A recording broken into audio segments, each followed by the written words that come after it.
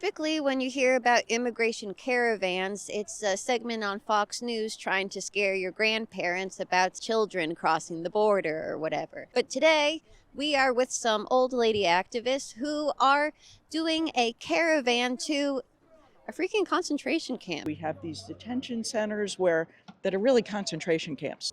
People need to know. Hello, this is Mary Houlihan reporting live from a parking lot somewhere. We are with a bunch of organizers who are decorating their cars so that we can go have a caravan and raise awareness that there's a freaking concentration camp in California City, California. People are dying, people are being abused. This is very un-American. Can you believe we have concentration camps in America? What the hell? What are we doing? We can just close them. You know that, right? We could just close them. Do you think I could be one of those Price is Right girls? 46-inch 3 LCD rear projection HD TV. And get off the couch and enjoy the outdoors on these brand new motorcycles. The Kawasaki Vulcan 900 custom motorcycle offers clean styling with exceptional... All right, come on, let's get into the Hyundai Ioniq. Your journey at its most evolved, the fully electric Hyundai Ioniq 5. Hyundai, can you please sponsor us? I must. No, we ain't gonna take it. No, we're not gonna take it anymore. I'll take his hot ass home if I damn well please. More area to cover. So Nope, we're not doing that again. But like the actual ceremony, I was like, this is weird. It's like they play Proud to be an American. They do. And like they give you a little flag to wave and like What? I mean like Sounds like a very bureaucratic, civic type event that I'm surprised that they play. I'm proud to be it is, but it's honestly like the thing that I feel like I wish that I could organize it, like so that it could be like more joyful for like the people because they've worked really hard to get here. But the thing that was nice that I actually like kind of cried about, it wasn't like crying about like, oh my god, I'm an American citizen, like it was about like people who clearly had been waiting for so long to get this done, and it was so emotional for them. Like that to me was like the most beautiful part of the ceremony. I think this guy's taking a video.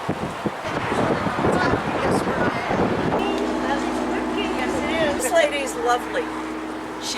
I'll go hug her. Yeah, go hug her. She hugged me. May as well give a hug. Pat from Arkansas. Can we talk to you for a second? Oh, okay. Yeah. A little bit. And so we were traveling around California for a little bit, but I live in Northwest Arkansas, of all places. So, but originally from Berlin, Germany. So I was born in Berlin. I'm an immigrant. My mother was an immigrant. She was also a Nazi. Her family were Nazis. What they're doing now... My mom probably had seen that when I was. Would you say they're concentration camps? Oh, hell yes. Yeah. Oh, hell yes. Yeah. They're absolutely concentration camps. If you look up even just a Wikipedia definition of a concentration camp, that's exactly what they are. And they're planning on more of them. So they're not planning on deporting people. They're planning on keeping people. And if they've gotten rid of all the immigrants, the illegals, it's like, who's left? People that speak out against the government, people that speak out against, what Israel is doing in Iran. Even if you're white, even if you're MAGA, you're not safe. No, they'll come for you. They're going to destroy this country. And I love America. Yeah, me too. Yeah. Well, thank you so much. Yeah, thank you. You guys are doing great. Pat. And if you guys have a detention center there, we are trying to build a coalition of all people who have detention centers in their state. So what we can organize, send me, No Camps California, go to our website and reach out to me. Get me with the beautiful mountains behind me.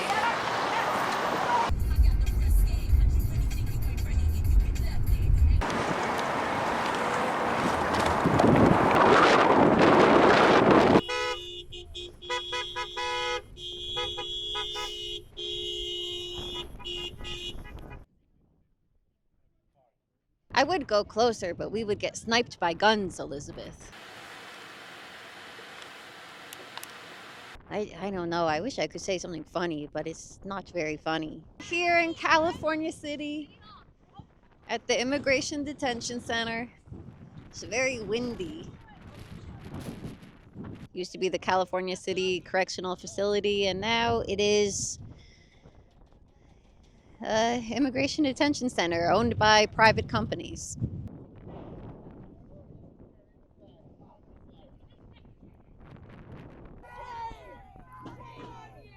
Core Civic used to do just regular detention. They were just a for-profit prison.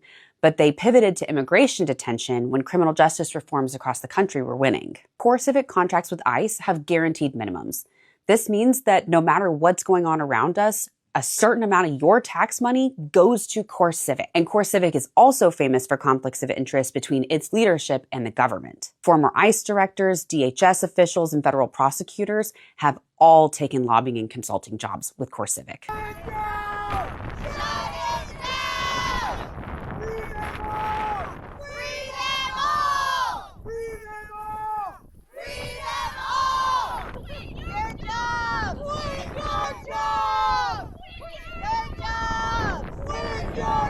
Well, I wish that this movement that we're doing here today make a dent on our situation.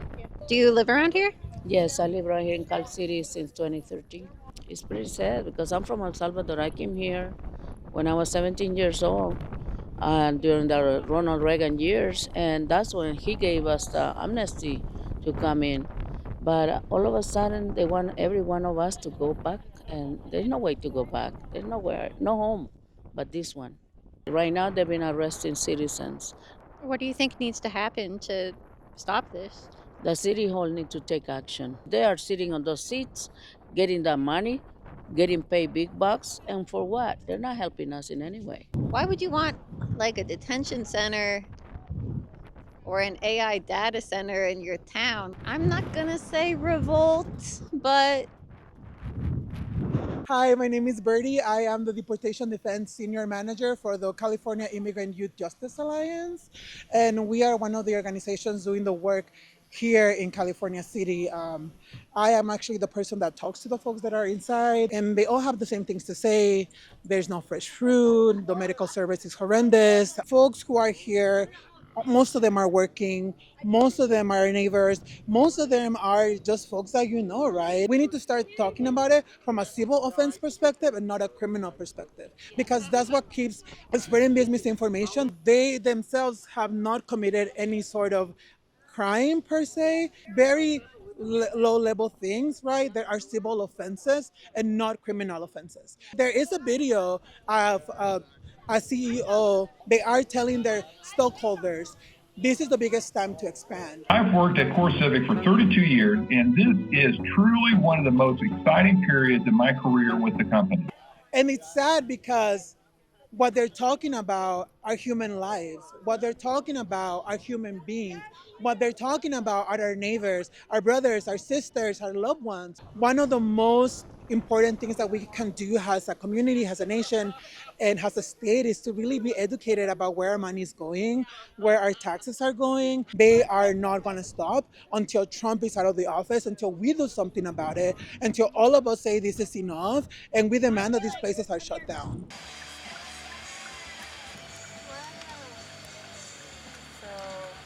We're coming at you live from California City. Yeah. Hey. Oh, hey. Ah! Wow, can you believe it? Lieutenant Governor candidate Oliver Ma. A big part of why these raids are happening is very sinister. I go into these detention centers. There's all sorts of people in there, right? There's farm workers, there's day laborers, there's people who've been here for 20 years who have, multiple U.S. citizen kids. The way that these people in these detention centers keep in touch with their kids is they make phone calls. And these phone calls, they get charged $5 per phone call. And the way they make money in these detention centers is they work. And for a full day of work, they get paid $1.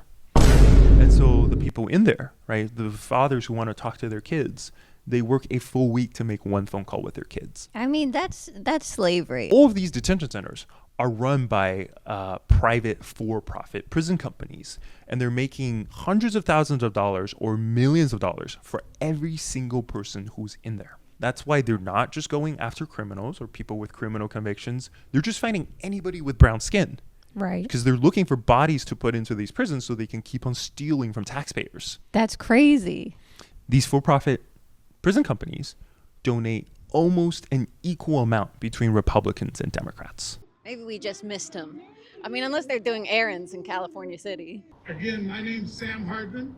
I'm a veteran. 70% of the people that are detained in these detention centers have been doing it legally. They're not illegal, they're legal. They're doing what they can to try to become a part of this country and contribute. This is the shirt I started with in 2016, and I went to the mall and had them printed up. You're older and wiser than us. I don't know if you could tell. You're a little bit older than us. What wisdom can you give us? I don't think that I can change someone's mind in 2 minutes of talking with them when they've spent 50 years being brainwashed by the right-wing media. The people I try to reach out to are the people that have open minds. What's going on in this country has got so many people scared to say their truth. They think this is wrong because all the people around them, they think, have a different view. It takes time. You have to be in it for the long run. What do we want? Core Civic out of California City. When do we want it? Now. What do we want?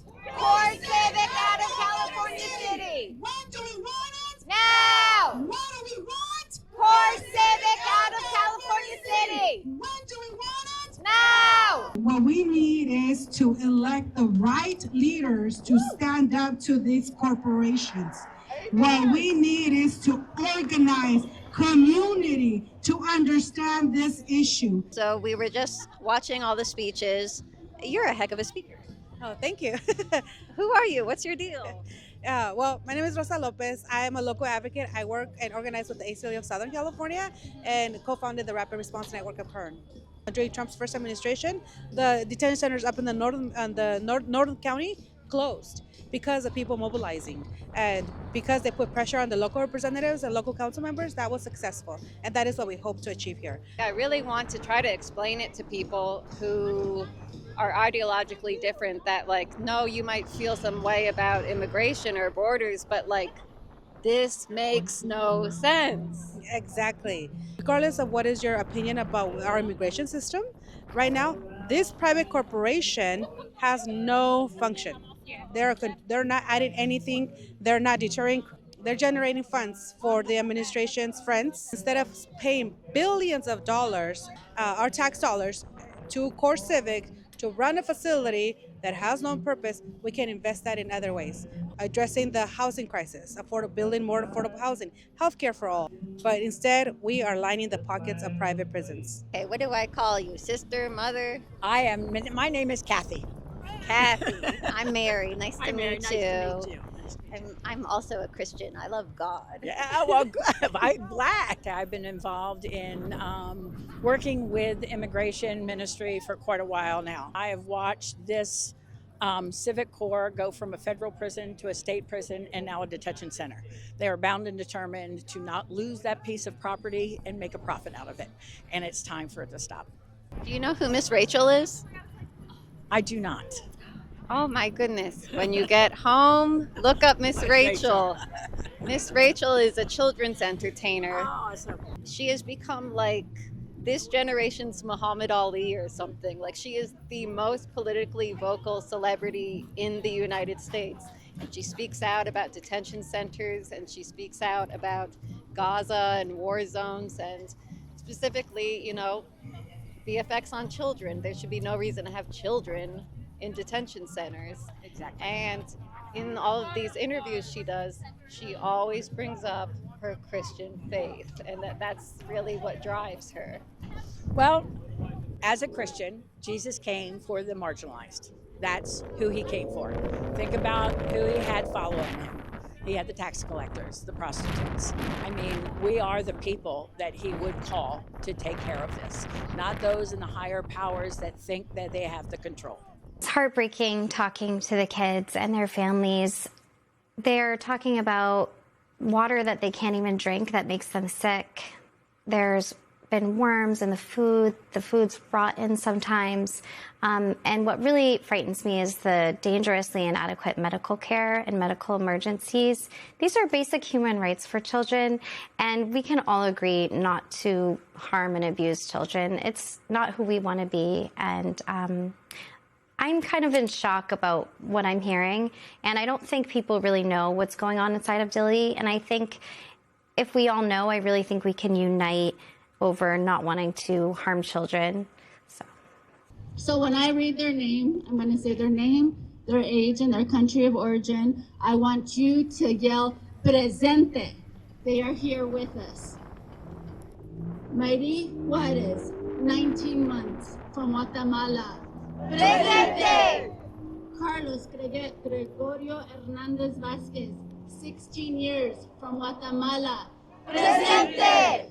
Darren Cristobal Cordova Valle, 10 years old, from El Salvador. Presente! Wilme Josue Ramirez Vasquez, 2 years old, from Guatemala. Presente! Añadí Dancy Reyes Alvarez, 8 years old, from Panama. Presente! Juan de Leon Gutierrez, 16 years, from Guatemala. Presente! Jacqueline Cal Maquin, 7 years old, from Guatemala. Presente! Felipe Gomez Alonso, 8 years old, from Guatemala. Presente! I feel like a lot of people don't speak out about things because they don't want to lose opportunities, fame, money, and they don't want to be criticized. But if more and more and more people say something, people won't lose those things. And it's okay to be criticized in life. So be brave because other people's lives are counting on your bravery.